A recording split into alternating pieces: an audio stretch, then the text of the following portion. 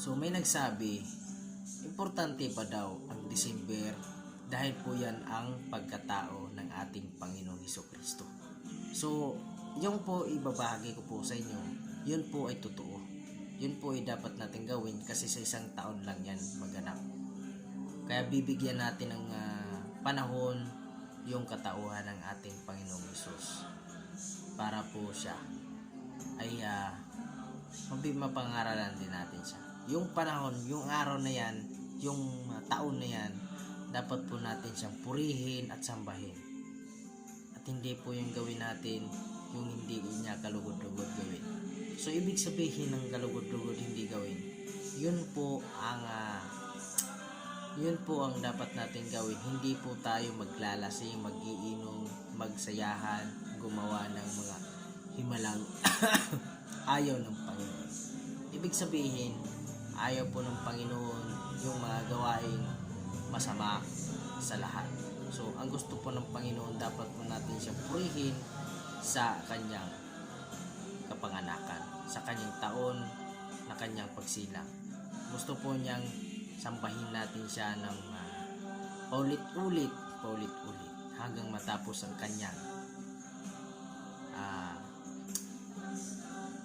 taon ng kanyang pagkatao, yung birthday niya. So, basahin po natin dito sa Mateo 2:6. Ikaw Bethlehem, sa lupain ng Judea, hindi ka huli sa mga pangungunahing bayan ng Juda, dahil magmumula sa iyo ang isang pinuno na magsisilbing pastol ng mga mamamayan kung Israelita.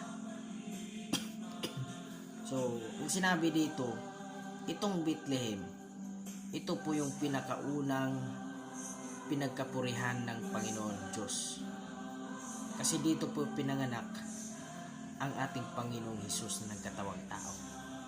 Kaya siya ang una, kasi dito pinanganak ang pinuno ng mga pastol. Ito po yung pinuno ng pastol, ibig sabihin si Kristo ang pastol ng lahat dito sa mundo. So, nang marinig ito ni Herodes, palihim niyang ipinatawag ang mga taong galing sa silangan at inalam kung kailan talaga nila unang nakita ang bituin. So, nagtaka si Herodes at nagtanong. Patuloy tayo. Pagkatapos, pinapunta niya sila sa Bethlehem. Ibinili niya sa kanila, lumakad na kayo at hanapin mabuti ang sanggol, at kapag nakita ninyo, balitaan nyo ako kaagad upang makapunta rin ako at makasamba sa kanya. Pero ang ibig sabihin talaga dito ni Herodes ay pupunta siya doon para patayin si Jesus, yung sinilang ni Maria. Yun po ang kataang interest talaga ni Herodes dito sa pagkatao ng ating Panginoon. So dito basahin po natin dito sa Mateo 2:9. Pagkatapos nilang marinig ang bili ng hari, umalis na sila. Habang sila ay naglalakbay, muling lumitaw ang bituin na nakita nila sa silangan at lubos ang kanilang kagalakan. Nanguna sa kanila ang bituin hanggang makarating sila sa kinaroroonan ng sanggol. Pagpasok nila sa bahay, nakita nila ang sanggol at ang ina nitong si Maria. Lumuhod sila at sumamba sa sanggol. Inalabas din nila at inahandog sa sanggol ang mga dala nilang ginto, insinso at pabango, mera. Nang pauwi na sila, binalaan sila ng Diyos sa pamagitan ng isang panaginip. huwag nang bumalik kay Herodes. Kaya nag-iba na sila ng daan. So, ganoon mapagmahal ang ating Panginoong Diyos ng Ama ni Kristo, na ayaw pa na makita ni Herodes yung si Jesucristo na maliit pa, na bagong isinilang ni Maria at ni Jose na kanyang ina at ama sa maliit pa siya. So hanggang paglaki niya,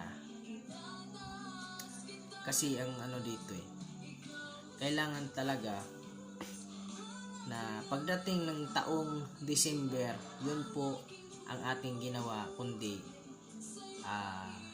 Paskuhan po, bagong taon. Yun po ang ating laging ginagawa pagdating ng December. Kailangan po natin siyang paligayahin sa taon na yan. Yan po ang ating gawin para makita naman ng ating Panginoon na kung gaano natin siya binigyan ng kahalagahan. Kahit kanyang pagkatao binigyan nating halaga para po sa kanya. At hindi po para sa lahat ng kagustuhan, kundi kagustuhan po ng ating Panginoon. Para po tayo'y pagpalain sa lahat. Para po tayo'y manalangin sa kanya at lilingkuran po natin siya ng buong puso ng paglilingkod sa araw at buwan na yan at taon na yan. Yun lang po ang ating nais na gawin sa taon na yan. Sa isang taon, isang bisis lang po mangyari ang panahon na yan sa ating Panginoon. Pero may iba naman na hindi nila ginagawa ang taon na yan dahil nagagastusan sila. Pero okay lang naman yan. Wala naman sa pilitan. Ang importante, nandyan pa rin sa inyong kalooban ang Panginoon nating Diyos. Kahit hindi kayo magbibigay ng saya sa buhay nyo, ang masasabi ko lang sa inyo, mananampalataya na lang kayo at manalangin sa ating Panginoon sa araw na yan. Para hindi po tayo niya malimutan sa dahilan ng hindi natin siya pinupurian, sinasambahan. So, hanggang dito na lang yung ating pagbibigay sagot sa mga nagtatanong, bakit po ba itong taon ng December kailangan natin mag-celebrate? Kasi yun po ang pagkatao ng ating Panginoon. Kaya kailangan po natin yan. Pero okay lang naman kahit hindi, basta importante na nalangin tayo palagi sa ating Panginoon. Yun po lang po ang kanyang nais na makapiling sa habang buhay, magpakailanman doon sa langit. So salamat sa inyo sa lahat ng inyong pagpapakinig dito sa ating ibinibahagi sa parte ng ating Panginoon. So nagpapasalamat ako sa inyo sa lahat ng pagpapakinig. Naway pagpalain kayo ng Diyos sa inyong buhay at gabayan kayo at ilayo kayo sa pamakan.